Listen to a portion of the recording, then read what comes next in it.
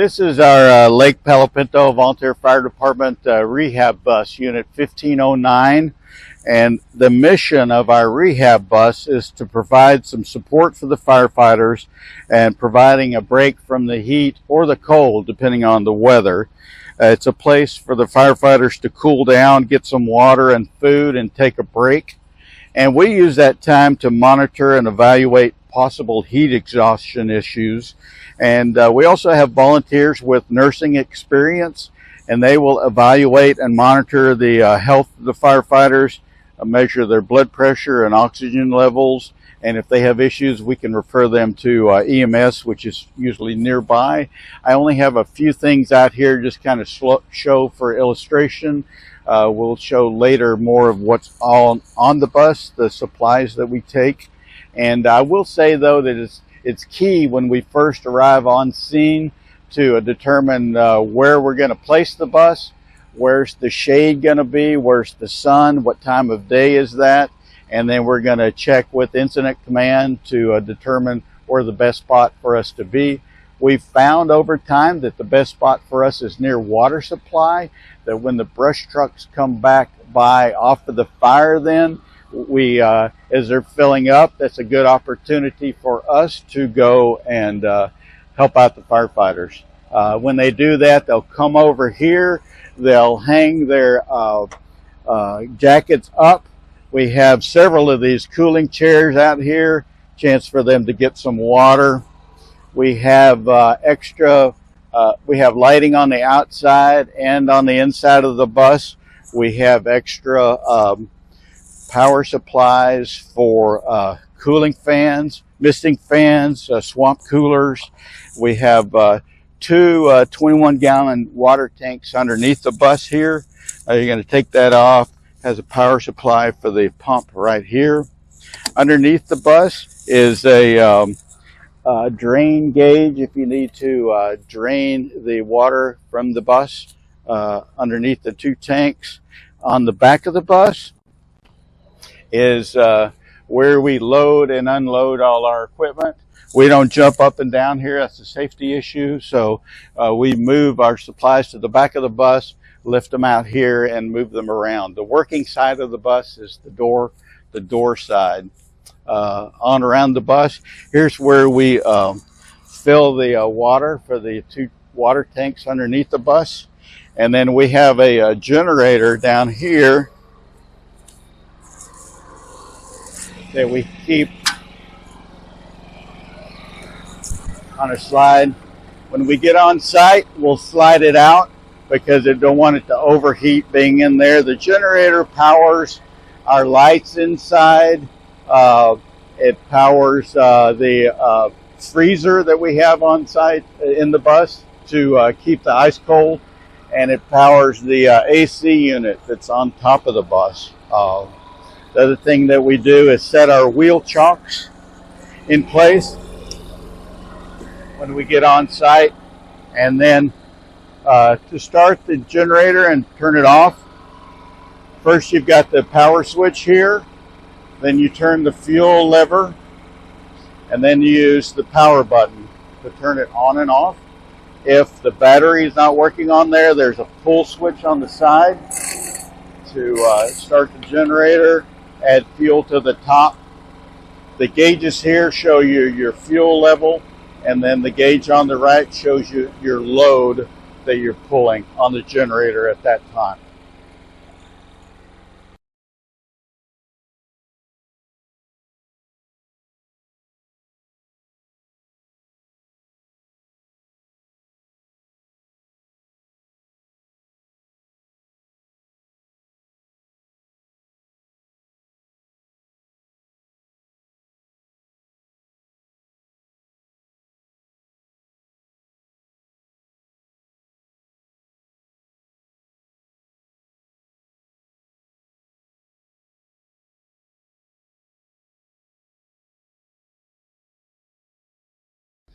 So here are some of the equipment that we have on our rehab bus. You'll see one, we have lighting inside, which is really nice. We have some supplies down here, baby wipes, and we have our cooling chairs set up here. Here's our supply box that we keep supplies in as we're on our way. Here is our blood pressure cuff monitoring system. We have saline solution. We have extra lamps for when it gets dark. We have a first aid kit. We have an AED, and we have a clock to keep track of time. We have extra cooling towels. These are really popular with water and ice to keep the firefighters cool. And then we have a radio so we can hear what's going on. We've got a cot in case anybody needs to lie down. We've got several tables to put food and supplies outside the bus. We have a large freezer chest with a bunch of ice that we can take, which is terrific. We've got some frozen foods here that we can use. We take water out with us. This is extra gasoline for the generator that's under the bus. We take extra power, extension cords. We have a misting fan here that we put outside that is very nice. Water hose. And we have supplies here for tears, wet wipes and such. We have a couple of fans that we have outside. We've got a little two-wheeler that we can take rehab supplies out maybe to a fire line. We have a trash can, which is important also. More water, ice chest. We use these cooling towels. Are really popular to put ice and water in here, put it on the firefighter's neck. It's really good. This swamp cooler that we got is terrific. We keep it on the bus, we tie it in, and it's empty now, so it's very lightweight, able to get it on and off the bus really easily, but it provides a lot of nice cooling. We have some snacks in here. These liquid IV tabs are really helpful to put in the water. They have electrolytes in them. They're very popular. More ice chest, more chairs, quite a few waters. We have a microwave, and then large water for our cold rags, and just some supplies to put food in, things like that. Also have a go bag here that has a oximeter in it, O2 meter, has oxygen, and the nurses that are on staff, volunteers, know how to use that. So that's kind of the equipment that we have on the back of the bus. Okay, here are some instructions about how to start the bus and get it going. We keep the key here on the handle, and you turn it to the on position, because again, this is a diesel engine which uses a glow plug instead of a spark plug. So we first turn it on, the key one click to the right, and we're going to wait for the red light to go out for the glow plug. You see wait to start. Once that wait to start button goes off, then you can then start the engine. And then we're waiting. We have a red light over here that said brake pressure. We are waiting for that brake pressure to build up, and when it goes out, then we've got good brake pressure, and we're ready to go then.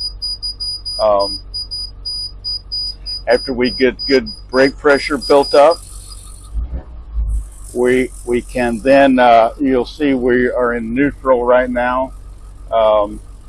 When we've got good brake pressure built up, we can put our foot on the brake, press this yellow button in to release the air pressure, and you hold that button in. Always turn your lights on. And then there's a thumb button here. You can see we're in neutral. We can either shift into D for drive, and then we're ready to go. We're going to close our door.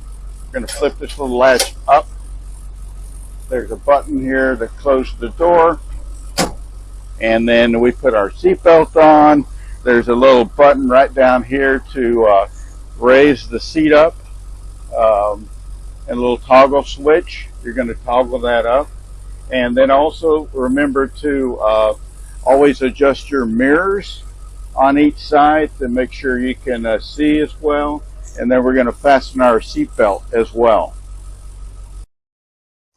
So now that we're back at the fire station, we're done with our mission. We're ready to set up and reconnect our bus to our shore power. So I'm going to open my cabinet. I'm going to pull out my generator. I'm going to turn it off. I got the switch here, and then I'm going to turn the power button, and then I'm going to turn the fuel to off. And then, very important, we have this plug that's on the side here from the generator to the bus. There's a little button for the top, and that pulls that out. And then you reach over here, the shore power is connected here. And so we're going to take this shore power plug, has a top also, and we're going to slide it in that spot right there so it's on the bus. That way, when we are waiting for the next mission, we have shore power to keep our freezer that's on board cold. And we generally just leave it like this.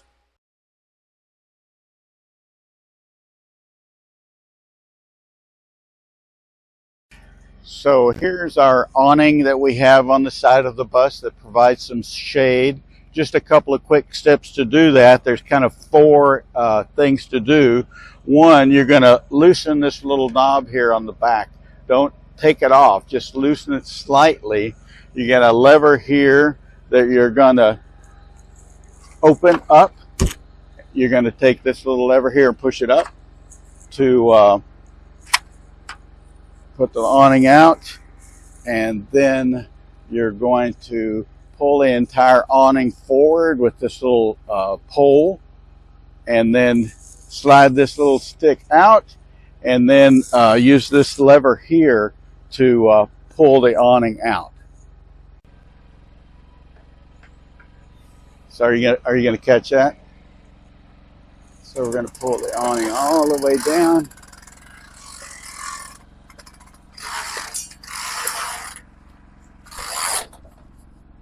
Okay, that's the first part. Got that? Okay.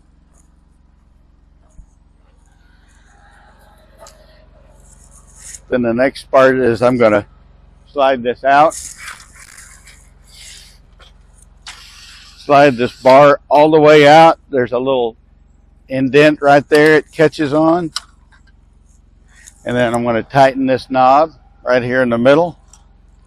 And I'm going to go do the same thing at the other end. Next step is to use the handle on the side and push the awning all the way up. There's a mark right on the side. And then you close the handle like that.